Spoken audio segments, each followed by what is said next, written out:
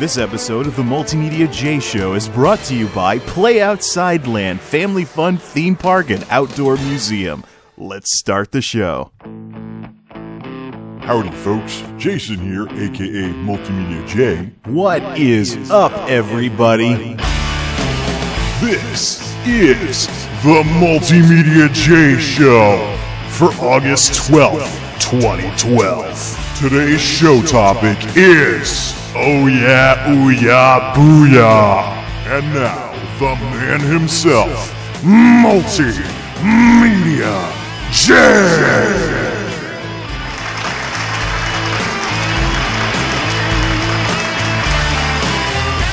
Podcast doubleheader today. I just came from an hour-long debate with StuffX over whether consoles have a future or not, which will be posted on outofcontinues.com this coming Monday, if, of course, nothing bad happens, but I hope it doesn't, because this was one heck of a debate. You want fiery, feisty debate where people throw points back and forth, and heck with all that silly structure you see on C-SPAN or anything like that. You just want to see people intellectually duke it out over an issue? Definitely tune in to that debate when it posts, because it will definitely be interesting. Hey, by the way, welcome to the MultimediaJay Show. I'm MultimediaJay, and today, as you can guess from the title of the episode, I am going all Kool-Aid Man on everybody and going, oh yeah! Or more specifically, oh yeah, Ouya, Booyah. Sounds like some kind of, hey, that, Ouya, Ouya, Booyah. That's like that, you know? It's, yeah. Today we are going to be talking about the Ouya, which has been making headlines. But first we're going to be talking about something that didn't make headlines, but still would very much be considered news by anybody who does anything on YouTube. I want to chime in on the whole Cheetahmen 2 fiasco. That was all over people's vlogs and things like that. I was originally going to make a radio-style segment about the whole Cheetahmen 2 fiasco on YouTube this past week, but I figured, you know what, let's just make that what we comment on in terms of news, because do I really need an actual article to do news on something? I mean, it happened. People know it happened. I'm just doing some first-hand reporting, analysis, and commentary here instead of just grabbing a news article of some sort. So we'll be talking about the whole Cheetahmen 2 fiasco, and then today's main topic, of course, is the Ouya, which is a device that I think is really going to give the world of gaming something that it has needed for a very long time. Some people may call it a console even, but I don't believe it should be called a console. We'll get into that a little later on. And today I actually want to have a little bit of an opening monologue of sorts, where I actually stay in this part of the show instead of going straight to the news. Because I want to talk about how things have been and what's going on the YouTube channel, various changes and questions people may have and things along those lines. So let's just get straight to an update on how things have been, and then we'll get to news commentary and then the main topic. And let's just hope that after 2 podcasts in a row today getting recorded, that I can actually still talk. Let's see how well this works.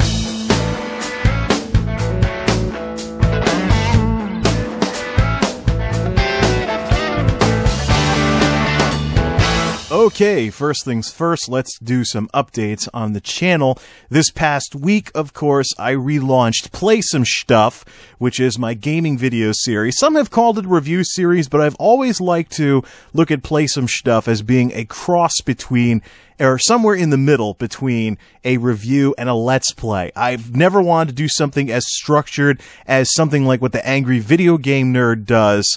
And at the same time, some of the Let's Plays that I see are really, really loosey-goosey. Like, people are literally, like, talking about daily minutiae while they're playing video games. Like, welcome back to Let's Play blah, blah, blah. So how are you all doing today? Today I got up, took a shower, got dressed. I went out and went to the store, and I did this, and I'd like to, I'm thinking something like similar to what Armake 21 used to do, except not with all the anger and stuff like that. Just, fire up a game, do some commentary and talk about it and things like that. Don't be constrained by some of the constraints on the video format or anything like that, like you would with a review, where you have to get everything right. You got to cover everything in that one review, and one video per game. Now, I want to have a little more fun. Whenever I'm doing something fun in a game that I want to make a video of, almost said movie.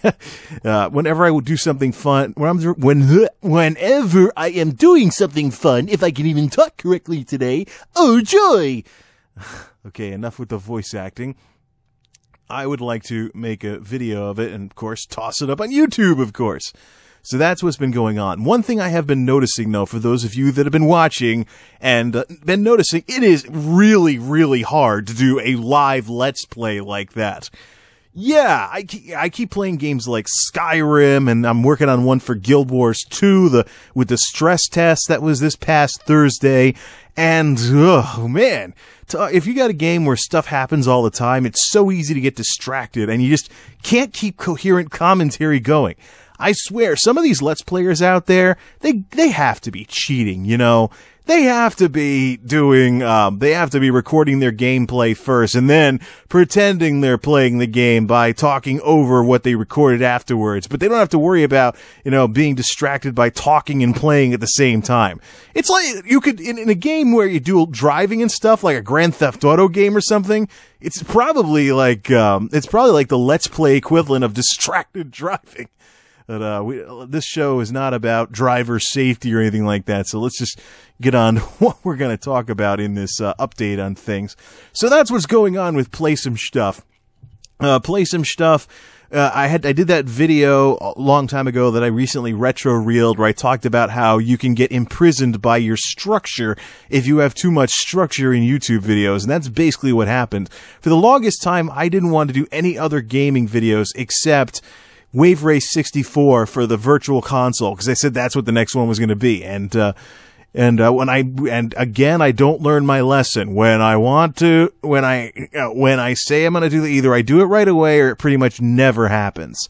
I've done this before. I was supposed to do a Play Some Stuff video of World of Warcraft Wrath of the Lich King. It is now almost the end of Cataclysm, and I still haven't done anything like that. I have footage sitting on my computer from 2008, before Wrath launched, Burning Crusade, going through a set of daily quests on Quel'Danas Island.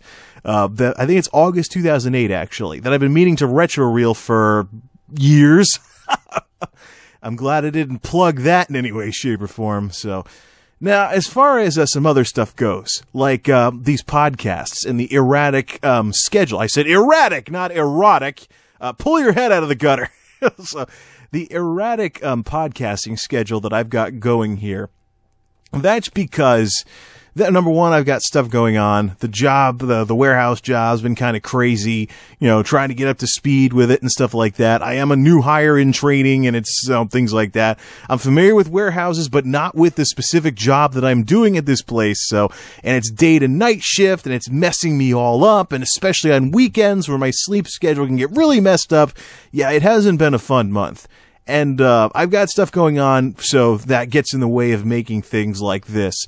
But another issue, too, another thing worth noting, maybe not as much of an issue, but something I should definitely bring up, is that all of these series on the YouTube channel, on this YouTube channel, I only do stuff when I feel like it. I have no commercial anything. I don't have any commitments or anything, or, release a new this video or that video or so on. So that way, I only do stuff when I feel like it, and the stuff doesn't have to feel forced. Because that's when things can get stale, is when you have to make certain videos, you know, at certain times, and you're like, okay, well, I gotta have this, I want to do this every Monday, and the next thing you know, your quality goes out the window because you're posting videos every single Monday, regardless of whether you really get into what you're doing or not, and eventually you get to burn out and stuff like that. So this podcast will be very similar to other series where it'll be quality, not quantity, and I'm not going to do a recording if I don't really feel like it can be anything good. Some other stuff people might have questions about. Why do I keep mentioning Cheetahmen? Obviously, it's a fictitious city. Well, that's because I like doing spoofs and spoof commercials and fake commercials and stuff like that. It's fun, you know. Maybe I listen to a few too many GTA radio stations in my day, or maybe I watched a few too many Onion News Network videos on YouTube, but I like doing spoofs from time to time. Cheetahmen actually does have a tie-in, though. Cheetahmen is always what I name my cities whenever I play a SimCity game. SimCity, SimCity 2000, SimCity 4, it doesn't matter, I always name the city Cheetahmen. Obviously, a play on words because of the real-life city called Daytona, so, Cheetahmen, ha ha ha ha ha. So, I know, I like doing spoofs and stuff like that, so sometimes I do interject a little bit of fiction into some of this stuff. A blue screenema should be proof of that, like that video I made a while back where I walked around in my Guild Wars character's castle. And I actually did make a video back in 2006 that I have to retro reel where it was called Ahoy from the Ship. It was my first attempt at blue screenema, and I basically acted like I was on my Morrowind character's ship in the ocean near Stadrith Mora. If you've been watching the Play Some Stuff videos, it would be right off the coast near the castle, where the castle mod where my character usually lives. So yeah, there's some fiction here and there. I'm here to have fun, and that's one of the ways I can have fun. I've actually been tossing around the idea of doing fake commercial machinima type videos where I make a commercial out of game footage. And of course, earlier this year, we had gaming video news. I've tossed around the idea of doing more gaming video news type segments and even gaming video sports where I try to make a sports game sound like, some kind of real sportscast. Because people have been telling me, hey, you should get into sportscasting or something like that. I've had plans for something like that. Question is when I can get around to doing it and things along those lines. So, yeah, I said that things might get a little random on this channel, and I meant it. And some people have been like, huh, what? With some of the stuff I've been posting. But, yeah, it's all part of having fun and doing stuff in this hobby and all that other good, nice multimedia type stuff. Otherwise, maybe I should come up with a new username or something like that. So where are we going from here? Who knows? I do stuff when I want to. That includes all the series, retro reels, vlogs, play some stuff, radio style, the podcast, anything that I get involved with, random stuff. It's just all for fun and some fun for, well, maybe not all, but whoever watches this stuff. And, okay, this discussion is falling completely apart. So, yeah, expect things to be random from time to time on here, and I'll do stuff whenever I actually feel like it'll be something worth watching, not just, I'm going to make this video on Mondays, that video on Tuesdays, this video on Wednesdays. So I've seen people do that, and they either never stick to their schedules, they get stale because of their schedules, or both. So I'd rather not fall down that rabbit hole, so to speak. I'd rather take the blue pill in this case. Okay, enough with the references to the Matrix and stuff like that. Let's get on to the news commentary for this week and the discussion about the whole Cheetahmen 2 fiasco that's going on YouTube.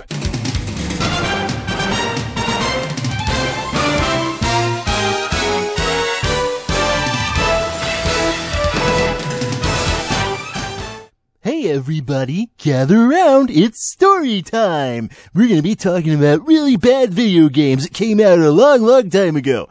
I really need to stop doing that. It's annoying and it's stupid. And the first step to recovery is admitting you have a problem in the first place, so I think I'm in pretty good shape with that silly little voice. Okay, oh man, Cheetahmen 2. I didn't think I would ever do a commentary of any sort about Cheetahmen 2. Why? Why did this have to come out of nowhere and become the kind of debacle that it's been on YouTube recently? Why? There's a lot of questions I could ask why to, but why in the world do I have to ask this about Cheetahmen 2? For those of you that are unfamiliar, all two of you, once upon a time, there was a company called Active Enterprises that made one of the absolute worst video game compilations of all time. A quantity over quality $200 video game cartridge called Action 52. Now I was like, hey, 52 games in one. That makes the Super Mario Brothers Duck Hunt World Class Track Meet cartridge look like entry-level stuff. I can't really come up with a good metaphor for that. But basically, yeah, it blew away just about any other multi-game card out there by having 52 games. Problem is, like I've already mentioned, it was quantity over quality, and all the games were worse than stuff, or if they worked at all, they would very often be worse than stuff on the Atari 2600. And this was a late-era NES game that came out in the early 1990s. Yeah, terrible, terrible idea, terrible execution, terrible game, terrible ripoff for anybody that actually bought that game at its original price back in the early 90s. And today it is totally infamous on the internet for now, especially now that it's the YouTube era, for being absolutely terrible. Now, there was one game on Action 52 that was supposed to be the flagship game that would propel Active Enterprises to commercial success, and it was the Cheetahmen. The Cheetahmen were supposed to be Active Enterprises' answer to something like the Ninja Turtles. They were 3 karate mutant standing up cheetah type dudes that were supposed to fight bad guys and things like that. But there was a game on Action 52 called the Cheetahmen. It was probably the most playable out of all the lousy games on that cartridge.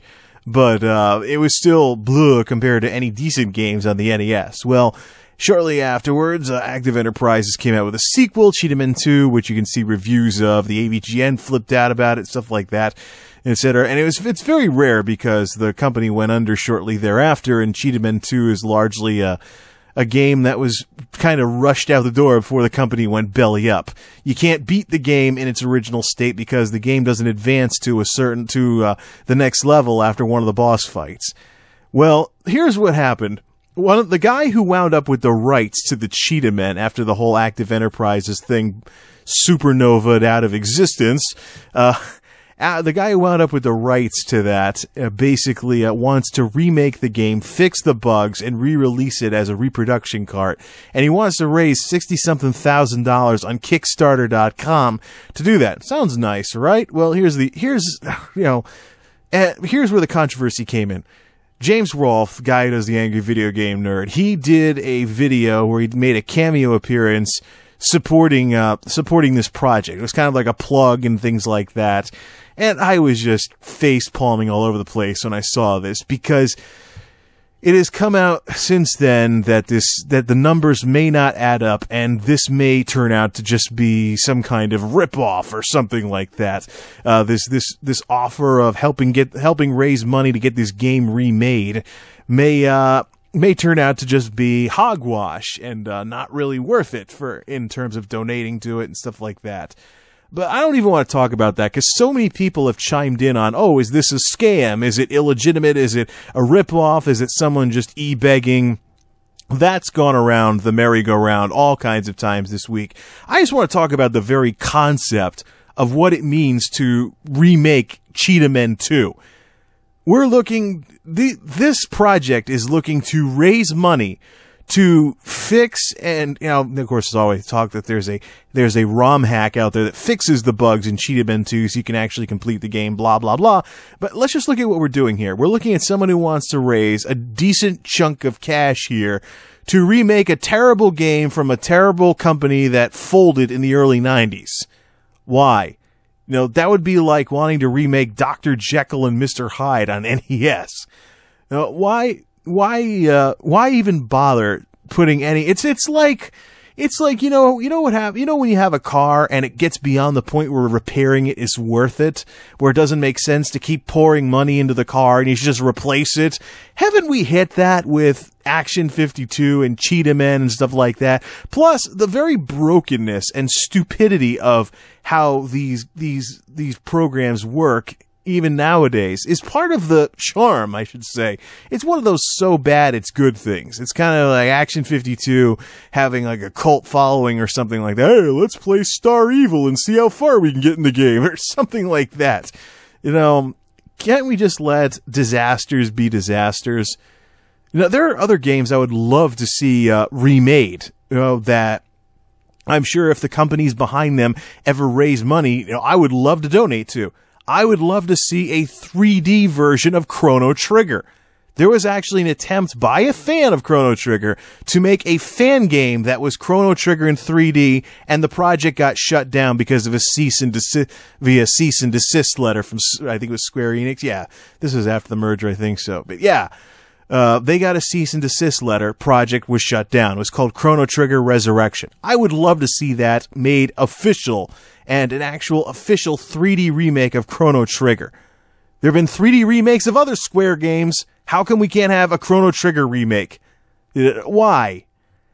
I would love to see the Sword Quest series on Atari 2600. Maybe make some kind of nostalgia pack or something like that. Raise money to, finish the Sword Quest series on the Atari 2600. Make the comic book of Tor and Tara going into Airworld that never saw the light of day. The Sword Quest series was an adventure series for the Atari 2600 that got killed off by the video game crash of 1983. I played Earthworld and Fireworld, never saw Waterworld because the cartridge was rare because the company that made Sword Quest went belly up with Atari after the crash, and so eventually Atari, after the 7800, kind of stopped all of that and then tried one last time with the Lynx and the Jaguar and stuff, but there never was I think there might have been like a prototype of Airworld. But that's one of those unfinished gaming type story tale thingies that would be kind of cool if it was released today, because the games came with comic books and stuff like that, and there was a contest to win cash prizes and gold chalices and a golden sword and stuff like that.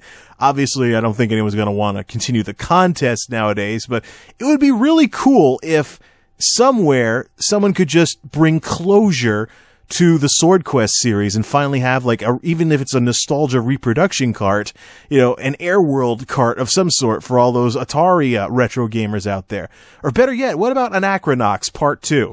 Anachronox, one of the more interestingly original sci-fi RPGs of the last decade, came out in the early 2000s, and I think Eidos Ion Storm and whatnot went belly up shortly afterwards, and the studio got shut down, and everybody got let go. So Anachronox is a somewhat original RPG, sci-fi, of course, very futuristic, and Anachronox ends on a cliffhanger, because it was supposed to be part one of a two-part series, and that just never happened, and the second part never happened. And the person who could write the story for the second part of Anachronox, I've been following this online.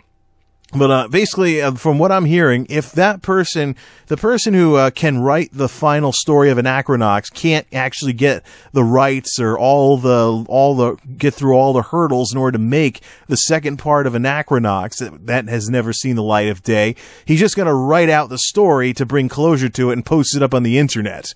But does it really have to come to that? So there's all kinds of remakes that could be made of games that there's all kinds of remakes that could be made that folks like myself and others would donate money towards if there were ever an attempt whatsoever to do that. Like I'd like to see an HD remake of Morrowind. With today's graphics. That'd be awesome. Or better yet, how about a legitimate More Oblivion project where you can play Morrowind in the Oblivion engine and have it as a DLC for Oblivion. There were legal issues over a super mod that let you play Morrowind in Oblivion's engine by basically importing everything from Morrowind, which goes into that gray area of modding versus taking assets from other games and putting them in mods. That's kind of a hot potato of a situation in the world of Elder Scrolls modding. But the fact that people are doing these kinds of things, like Chrono Trigger Resurrection, or the fact that people have attempted something like that. There was even a movie. There was even an indie movie that was made that was based on Legend of Zelda: Ocarina of Time. The fact that these things are going on just show, hey, there's demand out there. If anybody could ever find a way to make it work, there's money to be made. People want this stuff. But no. We have to do a remake of Cheetahmen 2. A terrible game made by a company that swindled people with a $200 compilation cartridge of really crappy space shooter games and stuff like that, where Cheetahmen 2 was probably the only decent game on the cartridge. No, We gotta find out. Then the AVGN has to drag his name through the mud for something like that. Not to mention, doesn't it seem like the AVGN just keeps gaffing all over the place these days? We have that. We had the whole issue with the financing for his movie. Did he really, with the money that the nerd brand brings in for Mr. Rolfe, did he really need to raise money for his movie, or could he have just done it with his own funds and taken a risk with his own money? Like what Gordon Gekko talked about in the Wall Street movie, entrepreneurs building great things because it's their money at risk instead of getting it from somewhere else and then not having to care because it's not their money on the line. Something like that. But then this happens, and then you got controversy over, was Mike Matei censoring comments? Was he censoring comments? We're turning around saying he didn't really like this project. The angry video game nerd should not be attached to this sort of stuff. I mean, it was already bad enough that his very first episode after shooting his movie, the AVGN with the Schwarzenegger games episode, was very, very, very, very rusty. There were some people, I even read some comments on that episode where people were like, I feel like I just watched the Irate Gamer. There was a lot of forced humor there. This guy I didn't think it'd be possible for someone to get rusty at being the angry video game nerd, but it happened. Hopefully James can get out of this rut, because it'd be sad to see the Angry Video Game Nerd series supernova with the AVGN movie, which we still gotta see if that even does well in the first place. I hope it does, but, and we gotta see how faithful it is to the series. But, we'll just see what happens when the movie comes out. But it'd be a shame if the movie turned out to be the very zenith or the peak, so to speak, of the AVGN, and then it was all downhill from there. But stuff happens, times change, people move on, and apparently mistakes like this happen, where the nerd's name has to be dragged through the mud with this somewhat shady project where the numbers don't really add up. To remake a crappy game when there's just so many better remakes that could, have money raised for them out there. Ugh, why? I don't get it. And I probably shouldn't dwell on this too long, because we're already nearly 15 minutes in to this one segment of the show, and I still have the Ouya to talk about, don't I? Well, I hope this all works out, and I hope there can be some kind of apology or some kind of retraction video or something where these two, if they really believe that getting mixed up in this whole Cheetahmen 2 fiasco was a mistake, I hope they can come out and honestly say it to the fan base instead of trying to cover it up or sweep it under the rug or anything like that. But we'll just have to see what happens. In the meantime, I believe I have the Ouya to talk about, and that's what we'll be talking about when we come back. Stay tuned, folks. This is the MultimediaJay Show.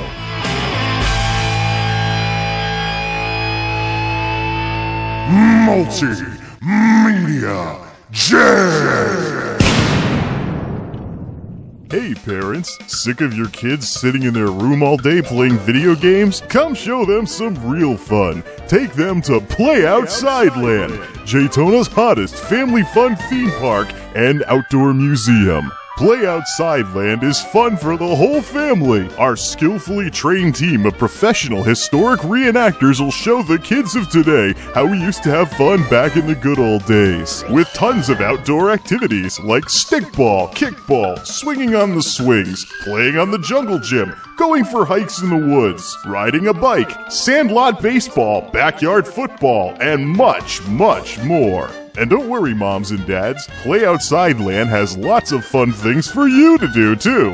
Come experience the bygone days when kids weren't all fat from sitting inside texting on their smartphones all day, and going over your friend's house wasn't something you did on the internet. Playoutsideland, family fun theme park and outdoor museum. 15 days are coming back to Playoutsideland starting August 15th. What's up, everybody? MultimediaJay here, and the fine folks over at Playoutsideland would like to remind our listening audience that 15 days begin August 15th. For 15 days beginning on August 15th, children's admission to Playoutsideland is reduced by 15%. In addition, any 15-year-olds attending Playoutsideland will have their admission fee reduced by another 15%. The summer may be winding down, but if you wanted to take your kids to Playoutsideland one last time before school starts, save some money by taking your kids to Playoutsideland's 15 days, beginning August 15th for 15 days. After all, why should stores selling back-to-school supplies have all the fun with back-to-school discounts? 15 days are coming back August 15th for 15 days at Playoutsideland. And now, back to the show. This is the MultimediaJay Show. And now, the man himself, MultimediaJay.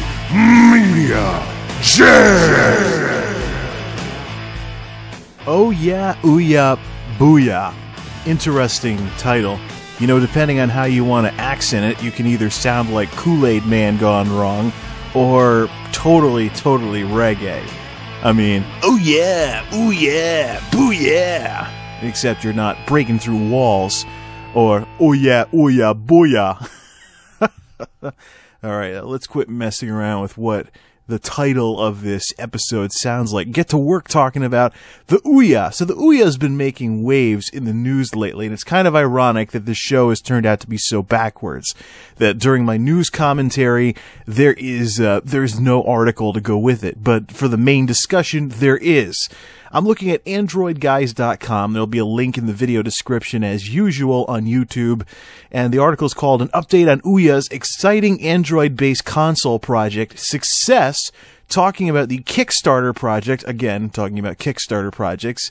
Only this time, instead of the Cheetahmen 2 thing, we're talking about the Ouya, which was supposed to raise $950,000 in a month. Instead, they got about $8.5 million. Now that is what I call some seed money.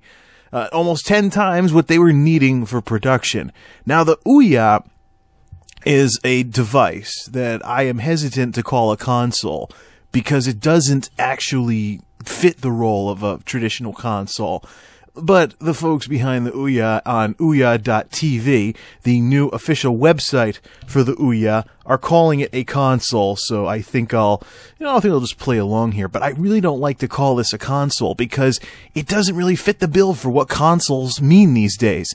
Today, a console means a piece of hardware that's proprietary and locked down, that's made by one of the three big hardware manufacturers, console manufacturers, Sony, Microsoft, and Nintendo. And the Ouya isn't really in that league. The Ouya is going to be very inexpensive, probably very small, very low power, $99, running off an NVIDIA Tegra chipset, and the Android ice cream sandwich operating system. This thing is basically going to be a box that lets you play games formerly reserved for mobile platforms on a television.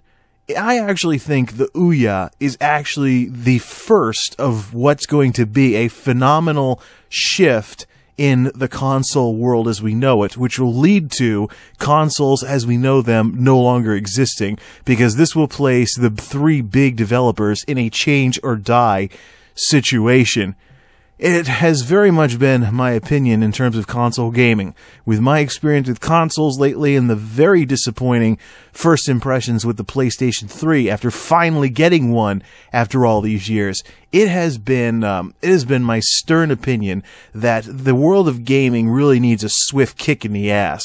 I mean, there have been corporate feeding frenzies and EA taking over everything and all kinds of other disappointments and all kinds of other shenanigans going on these days, like $60 games, which, by the way, is the price point for the Cheetahmen 2 remake that I was talking about in the last segment. So even that project hasn't been immune to this fascination with $60 releases. Yeah, we have $60 games. We have on-disc DLC that's locked. It's on the disc when you buy the game in the store, but you have to pay an additional fee in order to unlock content that's already on the disc. You know, we've got all kinds of games requiring updates and downloads and installs that are slower than installs on a computer, and it's just a mess.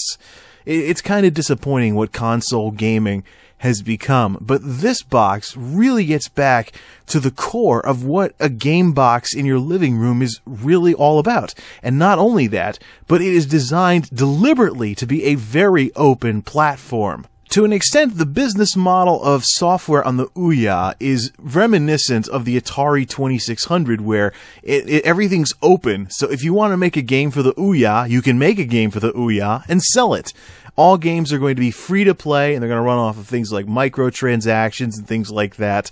Although I can easily imagine a large developer putting like demo versions of games for people to try out and then pay the full version, you know, to unlock the rest of the game. I can very easily imagine them doing something like this on the Ouya. But the Ouya is going to be very open, and not only that, but it's running off a standard operating system, Android Ice Cream Sandwich. It's not a proprietary closed unit like what the kind of black box consoles that we're seeing nowadays, where everything's locked down and it's a mess to develop games for things. You got to get a dev kit and all that other stuff. You know, the Ouya really takes things back to simpler times. Maybe a little too simple, because the openness of the console is going to encourage people to, you know, they actually encourage people to mod the console. So I don't know what kind of cheating that might lead to in online multiplayer games, because the console is made to be open. But as far as the effect on the industry, the Ouya just totally... First, yes, I am saying it right. It does rhyme with Booyah, hence the title. But the Ouya is really everything that makes a console great, and then some. It is... Now, consoles sell for only two reasons: their price and their simplicity. Consoles generate their value in the world of gaming by representing an easy, low-cost way of getting some pretty decent games on a screen somewhere. And that, like I said in the Do Consoles Have a Future podcast several weeks ago, actually about a month ago, it was at the start of July, I said that consoles only sell for because of two reasons: their price and their simplicity. And in today's world, the price and simplicity are being pressured, companies are being pressured to make more expensive bleeding-edge consoles and less simple consoles that have issues with DRM, internet connectivity, PC gaming style controls, and things like that. Like, go into the settings menu on a PlayStation 3 and take a look at all the bazillions of settings in there. Yeah, we've come a long way from just blow on the cartridge, put it in the Nintendo, and hope the thing doesn't blink when you turn it on.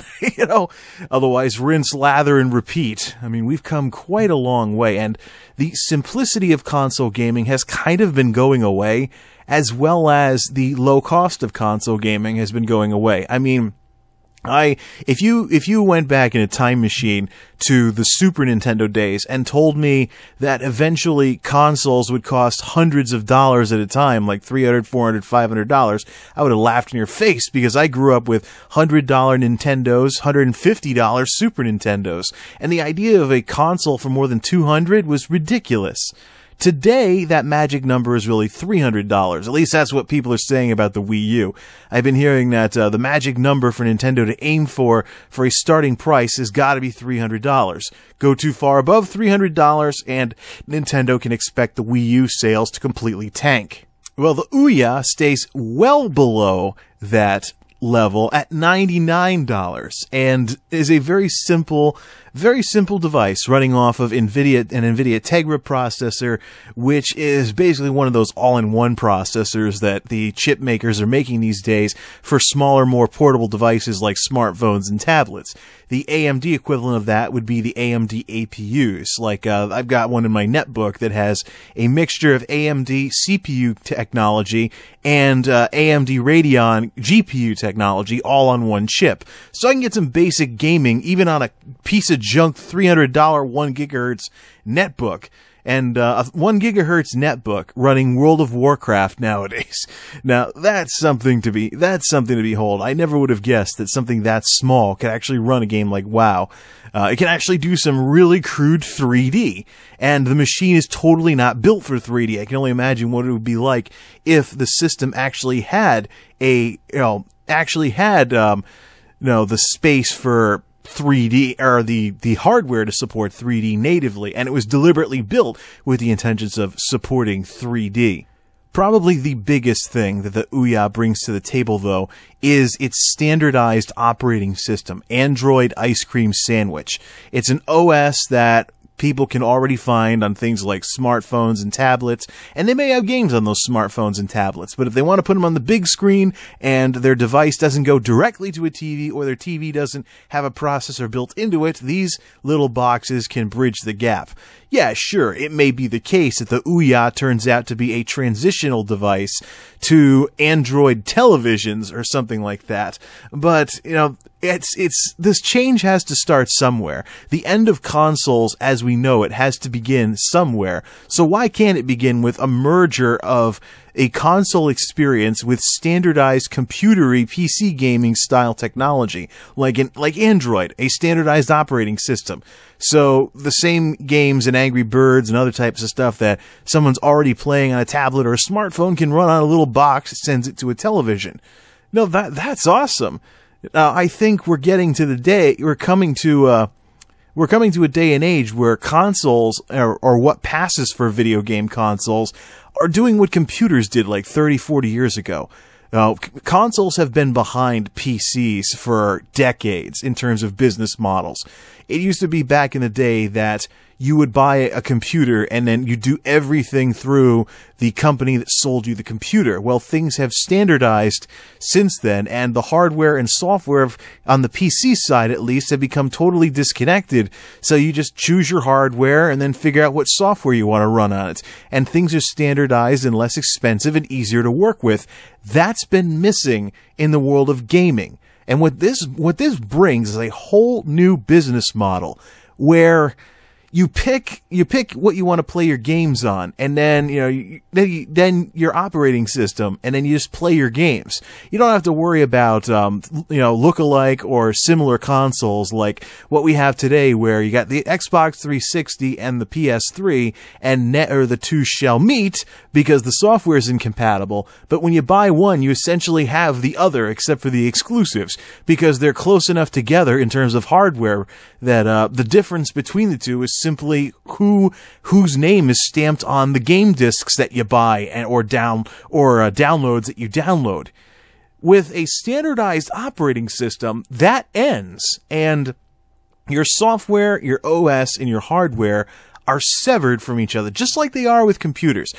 Pick what machine you want to have, what OS do you want to run on it, and then go get yourself some software. And as long as it's in that category of, your OS's category of software, otherwise you got to run something like a virtual machine or something like that. The two really don't matter. It really doesn't matter whether or not you have an HP computer or not, because you just run Windows and things like that. And that's what's been missing from gaming for the longest time, is some form of standardization. Indeed, traditional consoles as we know them are essentially getting thrown on life support via all these artificial barriers like exclusives and pre-releases, and this platform gets the new hot piece of software a month before everybody else, and all that other silly stuff that's getting more and more artificial by the day. But Ouya just changes that. It's open, it's standardized, it's something that people are already going to be familiar with, and it's just going to work. And I'm very much looking forward to when it launches. Now, not only do we have that kind of stuff to look forward to, and the whole "it just works" type of thing, but we're going to have the Wii effect with the Ouya.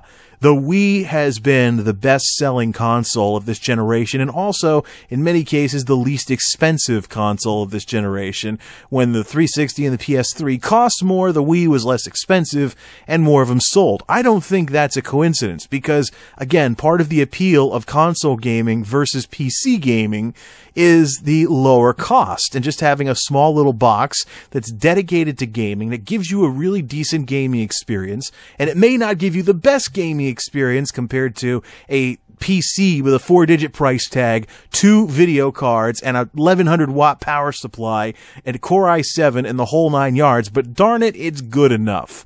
And the Ouya is going to hit that target dead center. Because let's say you don't really like the Ouya. Okay, big whoop, $99, not much of a hit to your wallet. If, it turns out you don't really like the Ouya all that much, you're not really a big fan of it.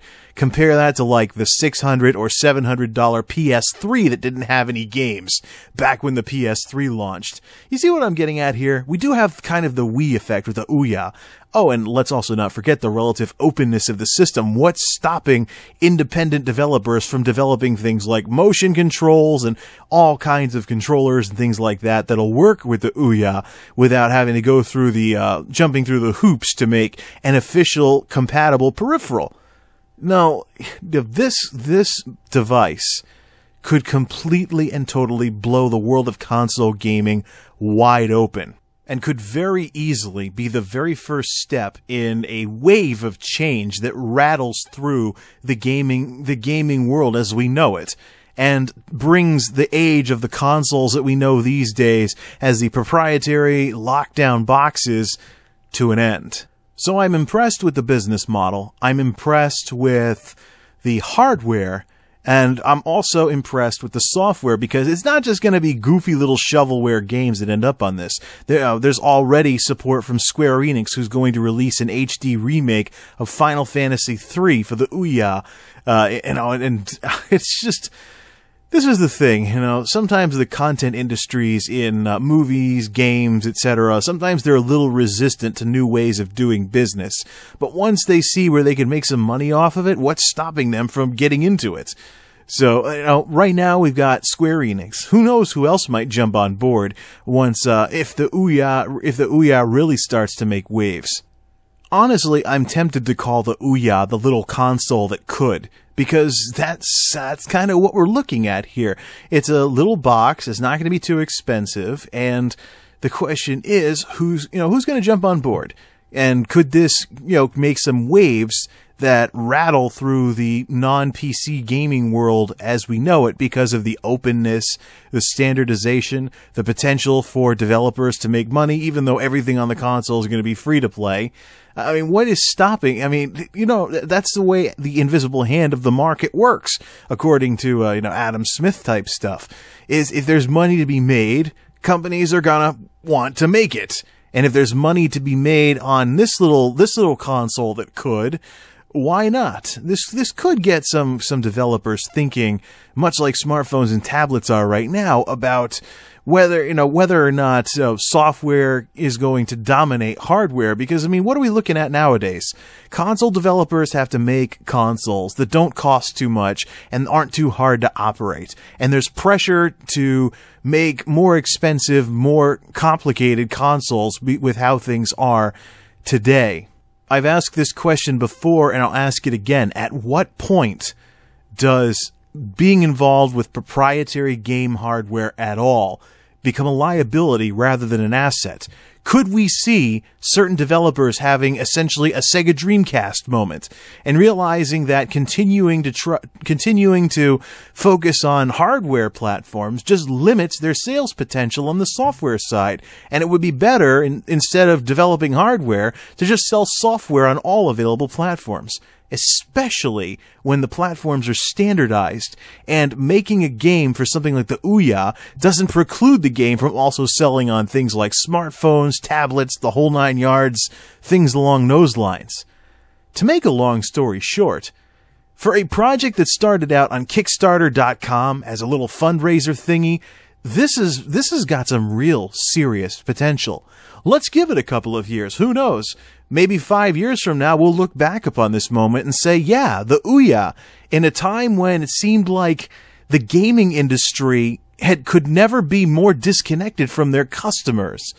When it seemed like EA floated on Cloud9, a giant ivory tower, and Sony, Microsoft, and Nintendo were so obsessed with trying to create a centerpiece of home entertainment systems instead of game platforms, that along came a little box that could, and did. Because there's some other things too in the works besides gaming that could go on the Ouya. But the good news is that the Ouya is standardized, it's open, it's got a little bit of hardware with a bit of a punch to it, with the NVIDIA Tegra chipset and the hardware that's in it. Yeah, sure, it's not going to be the best gaming experience out there, but could we see something like what happened with DVD versus Blu-ray, where some people may forego having the absolute best gaming experience just to have something on the cheap, just to see the content, or something along those lines? We'll just have to wait and see, but I seriously think that this little device has some real serious potential. It could very easily wind up being remembered as the little game box that could.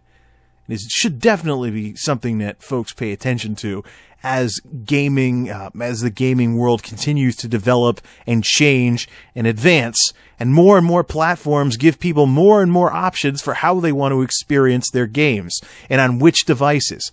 Shoot, I'm playing a little catch-up with some technical stuff myself and learning about things like pans. No, not something you fry things in on your stove.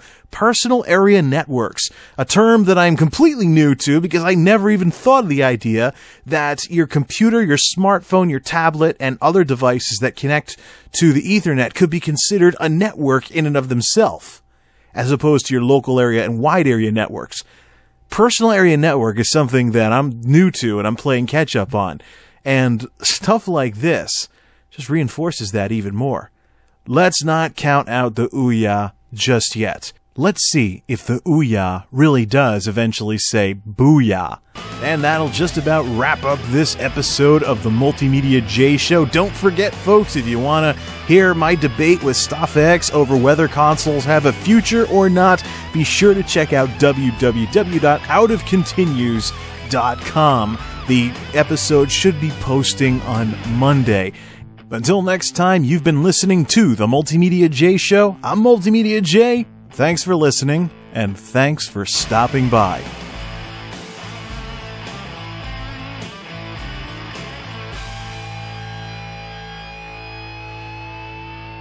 MultimediaJay!